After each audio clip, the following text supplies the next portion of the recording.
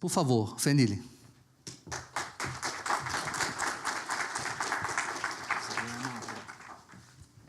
Saudações alviverdes a todos. Deu certo, né? Tá dando certo, na verdade, né? Gente, deixa eu ver se está funcionando só isso aqui. Deu certo. Muito rápido aqui, eu acho que só com essa quantidade de insights aqui que foram comentados antes, já dá para estourar em muito meus 14 minutos e 37, 36, 35 segundos. Vou rapidamente agradecer aqui, eu acho que não só ao próprio TCU, né, ao Gesine, pelo convite, mas estar aqui, poder falar para uma plateia que eu tenho, né, vários amigos, pessoal, e que poderiam estar aqui, inclusive no meu lugar, falando de casos de sucesso, pessoal da EBSER, TJ, não adianta entrar escondido não, te vi, viu, Isabela? Tá? TJ aí, e gente aqui que tem o mais alto gabarito, Ziller, Ítalo e por aí vai, Ronaldo, né? Não vou ser injusto. Então, é uma honra. Tá? Vou falar muito rápido, mesmo que se eu enrolar, 15 minutos, né? A carruagem vira abóbora. Bom, vou falar um pouquinho rapidamente da Câmara dos Deputados, como que se deu alguma coisa em termos de boas práticas de contratações. Acórdão 588/2018. Gesine trabalhou muito nele, né? E aí a gente foi feito, Gesine, por favor, complemente aí, eventualmente, alguma coisa. Foi feita uma auditoria, né, em termos de foco em mais de 500 organizações públicas federais, e o resultado é esse. Cerca de 90% estão num estado lastimável. Assim, eu acho que realmente a redação que está aqui é bastante contundente, de você falar que 480, quase, organizações públicas federais não têm capacidade minimamente razoável de gerir bem recurso público, e isso aí ensejando até uma desconfiança da população de que está imiscuída numa parte da relação de agência. Então, isso aí realmente é uma coisa bastante forte e é um cenário muito atual. Então, é uma coisa que a gente realmente tem que ser levado em consideração. Por quê? E aí talvez seja o gancho que vem aqui a minha palestra. O TCU, no Acórdão 588, foi a primeira vez que ele também publicou relatórios individualizados para cada uma das 470, 500 e tantos, né, organizações federais, de como que está o estágio de governança, não só em contratações, mas também em pessoas e por aí vai. E, realmente, eu entendo que isso aí quase como foi um trabalho de consultoria. É muito bom, a gente não precisou contratar ninguém, economizou um dinheirão, imagina como é isso, e está lá disponível, você pode entrar hoje na internet e ver qual que é realmente a avaliação do seu órgão, como que foi em diversas, né, dimensões, se é um órgão federal. E aí, é muito complicado a gente pensar, a gente tem uma série de apontamentos de quais são as suas deficiências em termos de governança. Se a gente pensa em termos de Brasil, falar de compras públicas é isso aqui, né? Você tem corrupção, máfia das próteses, você tem o FNDE ganhando prêmio de inovação, e inovação, até colocando aqui um ponto, não é tão simples, não é fazer uma solução que alguém goste, inovação é um conceito muito mais denso do que isso, tá? Então, tem órgãos com poder normativo, como o TCU está sendo, como o Ministério do Planejamento e tem a grande modelo do Brasil, que eu sempre falo em palestras aqui, o grande modelo do Brasil é esse aqui, ó, é a Prefeitura de Cacerengue, na Paraíba. Esse é o Brasil. Tá? 5.500 municípios, eu diria que talvez esse seja o grande modelo. Pregão não é eletrônico, é presencial, tá? Não tem uma equipe de compras, é uma equipe de compras, que é um cargo de comissão de um cara que está há 3 meses lá, vai esperar o prefeito virar para o cara ser mandado embora. Esse é o Brasil. Tá? Não tem internet.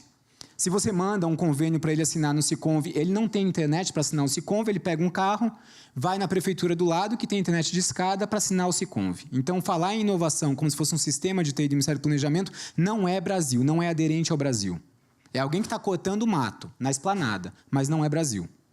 Ponto. Primeira coisa, né, para a gente tentar situar aqui minimamente. Se pensar, nossa, mas é Cacerengue na Paraíba. Ok. Rio de Janeiro, 98 municípios, se eu não me engano.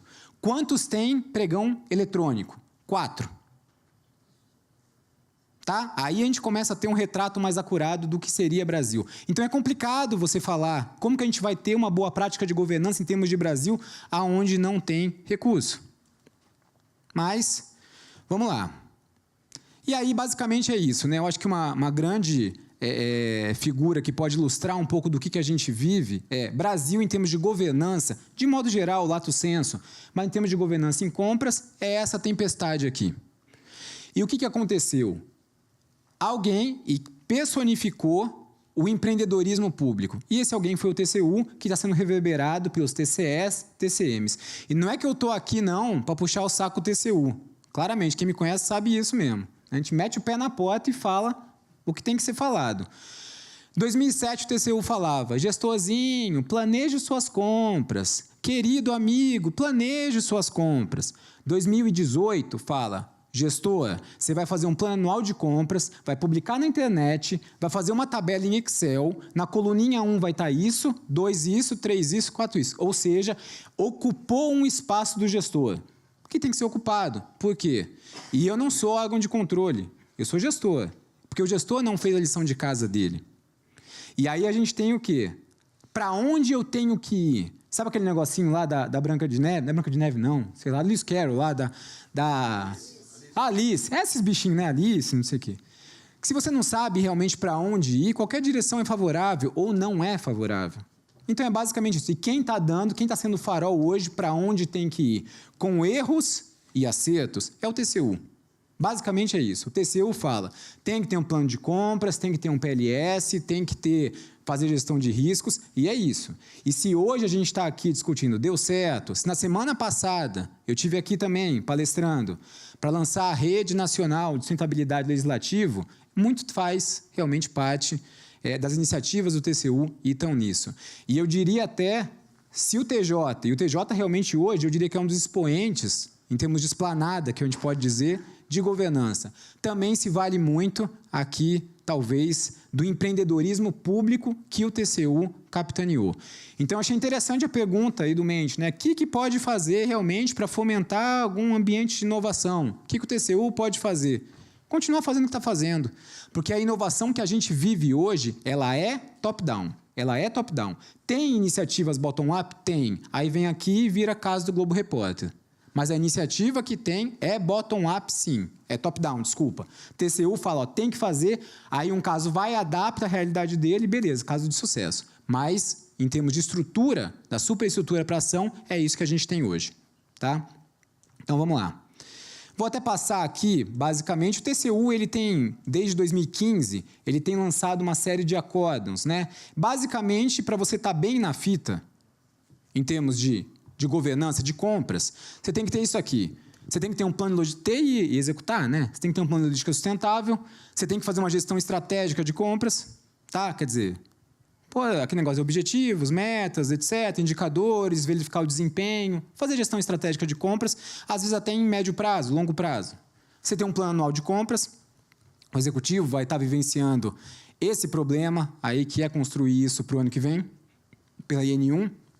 Tem uma série de políticas gerais, política de terceirização, gestão de estoques e por aí vai. Você ter diretrizes bem eficientes para imputar sanções, né, em geral a empresas fornecedoras, fazer gestão por competências, ter uma estrutura primando, né, pela divisão de responsabilidade e autoridade, segregação de funções e por aí vai, e fazer gestão de riscos. Só isso. Tá? Então você tem aí, logicamente foi com sarcasmo, né? Então, basicamente, você tem 8 variáveis, são 8, né? 8 variáveis independentes para a tua variável dependente de governança. Só que, logicamente, a acórdão não foi feito para ser material didático, uma variável independente conversa com a outra. E isso é uma coisa que a gente tem que ter a noção. Essa é a primeira boa prática que foi feita na Câmara, é entender o que é o modelo de governança.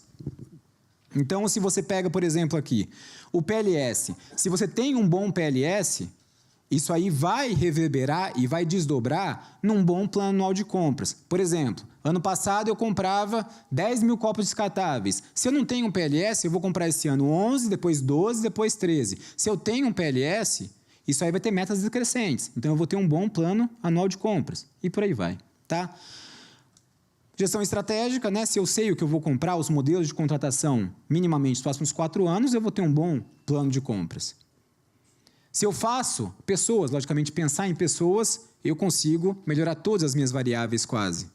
Estrutura, uma boa estrutura de compras, Eu consigo, de qualquer área, né? Eu consigo melhorar todas as variáveis e o mesmo ocorre com gestão de riscos. Então, é isso. Então, hoje, esse é o modelo de governança que o TCU apresenta. Tá? Se alguém cai, inovação ou não, e aí eu volto, né? Isso é uma inovação? Não. Inovação não é uma coisa que você vem antes. Você pode ter um empreendedor, não um inovador. Não existe esse conceito, tá? Inovação é uma coisa ex post. Você faz, se deu certo, que só vê depois, foi inovação. Se não, foi uma mudança para pior. E realmente, esse é o conceito. A inovação é isso. A inovação você só vê depois, tá? Ah, não, eu peguei e fiz um baita de um sistema de TI. Foi inovação? Para a prefeitura de Cacerengue, não tem nem internet, não foi nada. Tá? Então, não é tão 0 a 1, não é binário isso aí. E aí, a gente tem o IGOV. E aí, o que acontece? Logicamente, se o TCU acaba cobrando isso em acórdãos, seria muito dissonante que, na hora de medir, ele medisse outra coisa que não isso. Só que não estão com as mesmas palavrinhas. Mas se você pegar... O IGOV é isso, tá? O Índice Geral de Governança em Contratações, ele é formado por 5 núcleos. A própria governança, gestão de contratos, gestão de processos, de pessoas e de riscos. Vou desdobrar aqui, não quero ficar muito maçante isso aqui, mas basicamente, o que a gente pode dizer? Essas são as variáveis que estão no modelo. Todas essas variáveis estão batendo com esse macro modelo de governança. Por exemplo, a modelo de gestão contratual, isso está falando o quê? Se tem estrutura, se você tem sustentabilidade e se você faz a segregação de funções. Está tudo aí dentro. Tá? Então, todas as variáveis do modelo antes, no fundo, com outro nome, com alguma adaptação, elas estão sendo medidas no IGOV. Pronto, então qual que é o grande valor do IGOV? O grande valor é você saber para onde você tem que ir. E aí você tem um retrato do começo do ano, como está a sua organização. Beleza, pronto. A parte maçante acabou, né? Tem mais um tempinho só para falar do que realmente a gente começou a ver na Câmara. Como que a gente pensa em governança numa realidade com poucos recursos, minimamente? E às vezes é a realidade dos órgãos de vocês. Tá? Ninguém consegue, se você for pensar em implantar as 8 variáveis de uma vez, fazer gestão de riscos, competências, você não consegue. Basicamente, o que a gente pode fazer? Eu acho que a melhor metáfora, né, uma alegoria que a gente pode usar em termos de governança, e eu acho que esse insight deveria ficar com vocês. É isso aqui. Tá? Na Segunda Guerra Mundial, teve um matemático húngaro que estava morando nos Estados Unidos. Esse cara chama Abraham Wald. Ele foi contratado, é um estatístico, para tentar fazer uma blindagem nos aviões dos Estados Unidos, que iam para a Segunda Guerra e que estavam todos sendo alvejados. Governança é isso. Se você tentar blindar um avião inteiro, o que acontece com ele? Ele não decola. Se você tentar pegar uma organização e fazer tudo, cara, ela engessa. Ela engessa. Então, só que o que acontece? Às vezes pode parecer fácil você saber para onde você vai começar, mas não é assim. Esse cara, ele pegou o avião e aí ele pegou uma distribuição estatística de todos os aviões que retornavam da guerra, aonde que estavam alvejados. E aí era essa figurinha. Logicamente, onde que ele vai blindar? Aonde está alvejado? Não, por quê? Porque esses daqui é os que voltavam.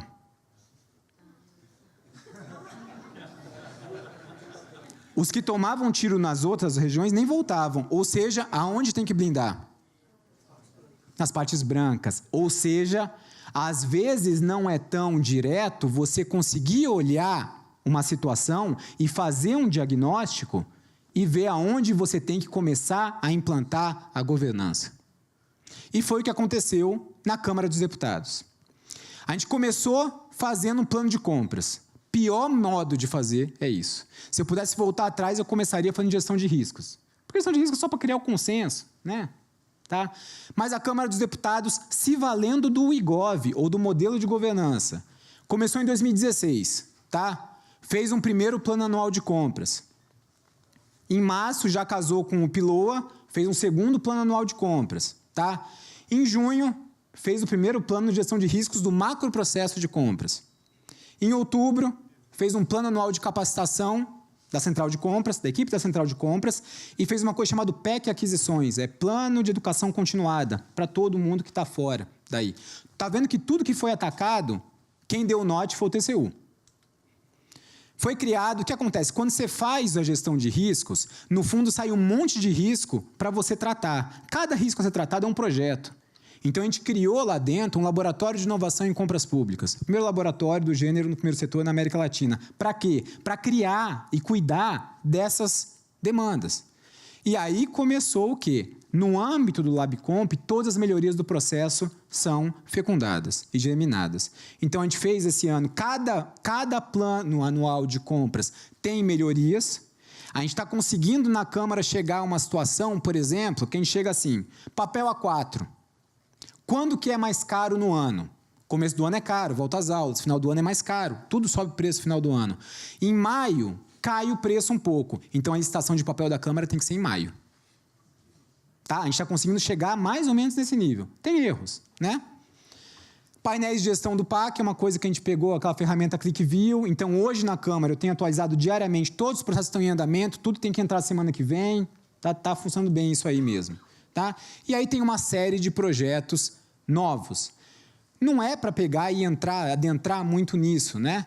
Mas, basicamente, é para dizer o quê? Qual foi a grande boa prática e replicável? É a gente conseguir minimamente ter aí o TCU dizendo para onde que a gente tem que ir.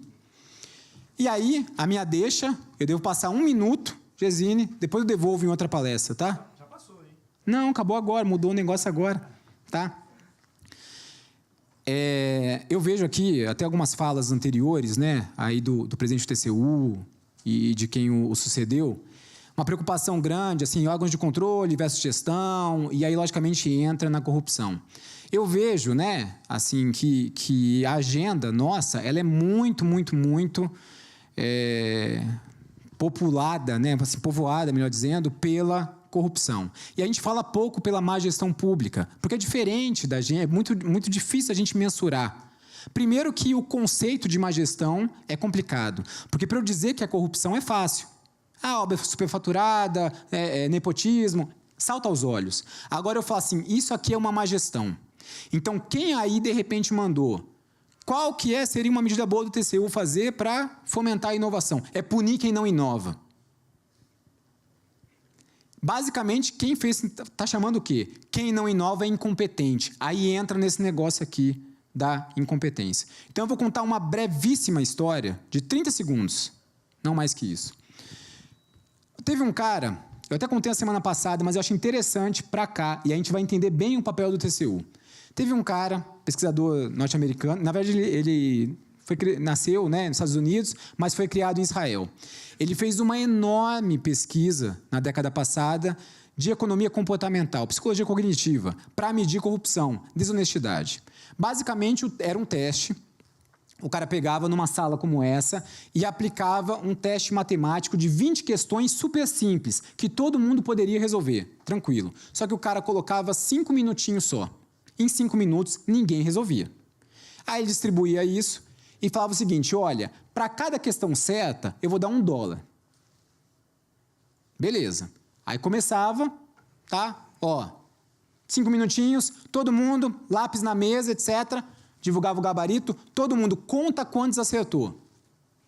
Aí cada um levantava depois, vinha aqui e punha a sua folha de questões numa fragmentadora de papel. Dava 5 passos, chegava para mim e falava assim, acertei tantas questões. Beleza, dava o dinheiro, o cara ia embora. Ou seja, não tinha a menor conferência. Se o cara chegava e acertei nada, tchau, acertei 20, toma $20, o cara vai embora. Mas aí o que acontece? O teste era desonesto.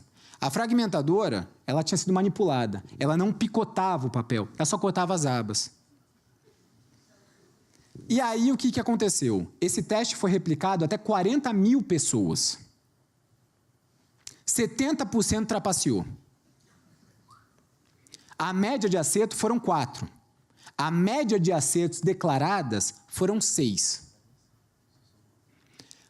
Só 20 dos 40 mil foram grandes corruptos, que fazem acertou nada, falou que acertou 20. Os grandes corruptos deram um desfalque de $400. Os pequenos corruptos, que mentiram por 2, deram um desfalque de $56 mil. Ou seja, qual foi o grande achado? Muitos se corrompem, mas se corrompem por pouco. E aí que vem o gancho para a gente. Por quê? Se eu acertei 4 e falei que eu acertei 6, eu consigo conviver bem com isso. Né? Pergunta para vocês, quem aqui nos últimos 2 anos contou uma mentira? Uma. Mesmo assim, quem se acha que está num hall, assim, num top das pessoas mais honestas do mundo? Né? E é isso aí, por quê? Porque a gente conta mentira, mas a gente consegue conviver bem com isso, até um certo nível. E esse é a racionalização. E a mesma coisa vale para a má gestão pública. Vem uma coisa que eu tenho que fazer, eu sei que eu tenho que inovar, é meu dever como gestor inovar, mas não, agora não, tem tanta coisa na frente, ou seja, eu consigo adotar uma fala para me convencer de fazer uma gestão medíocre e está bem com isso, até um certo nível. Quem que vem hoje presente para tentar diminuir esse meu nível de racionalização, de defesa? O TCU. O TCU que está vindo me lembrar, fala assim, ó, você não pode deixar para fazer um plano de compras daqui a 5 anos, tem que fazer hoje. Então, basicamente, eu entendo que o papel do TCU, em termos de boa gestão pública, é essa. É de diminuir esse nível comportamental do gestor, dele ter uma liberdade enorme para incorrer na má gestão pública. Antes que o Gesine me expulse daqui, galera, obrigado, viu?